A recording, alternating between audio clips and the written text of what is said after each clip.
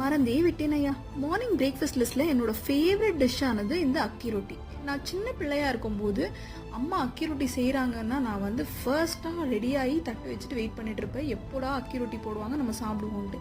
என்னோட அம்மா இந்த அக்கி ரொட்டியில் குக்கும்பரு அப்புறம் சுரக்காய் எல்லாத்தையும் போட்டு சூப்பராக செஞ்சு தருவாங்க. பட் எனக்கு அவ்வளோலாம் தெரியாது. எனக்கு தெரிஞ்ச அளவுக்கு செய்யலாம் அப்படின்னு சொல்லிட்டு இன்றைக்கி நான் வந்து அக்கி ரொட்டியும் தேங்காய் சட்னியும் செஞ்சுருந்தேன். அக்கி ரொட்டி வந்து எங்கள் அம்மா வந்து அந்த தவாலே ஃபுல்லாக போட்டு அதை வந்து நல்லா செய்வாங்க. பட் எனக்கு அவ்வளோலாம் ஸ்கில் இல்லாதால சரி ஃபஸ்ட்டு நான் பேப்பரில் போடலான்னு பிளான் பண்ணேன். யூஸ்வலாக பட்டர் பேப்பர் இல்லைனா ஆயிலோட பேக்கெட் யூஸ் பண்ணுவாங்க. என்கிட்ட ரெண்டுமே இல்லாததால் இருந்த ஒரு ஸ்மால் கவரை யூஸ் பண்ணி பண்ணேன். ஸோ ஃபஸ்ட் ஒன் பிஞ்சிருச்சு. ஆனால் கான்ஃபிடென்ஸ் விடவே கூடாது. சொன்னாப்பானா இது எப்படியாச்சும் நம்ம உரைச்சே ஆகணும்னு சொல்லிட்டு அடுத்தது போட்டு அது சூப்பராக வந்திருந்தது.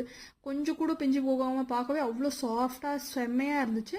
அதை சட்னி வச்சு சாப்பிடும்போது அருமையாக இருந்துச்சு. நீங்களும் இந்த மாதிரி ட்ரை பண்ணுங்கள். நாளைக்கு இன்னொரு வீடியோவில் பார்க்கலாம். பாய்.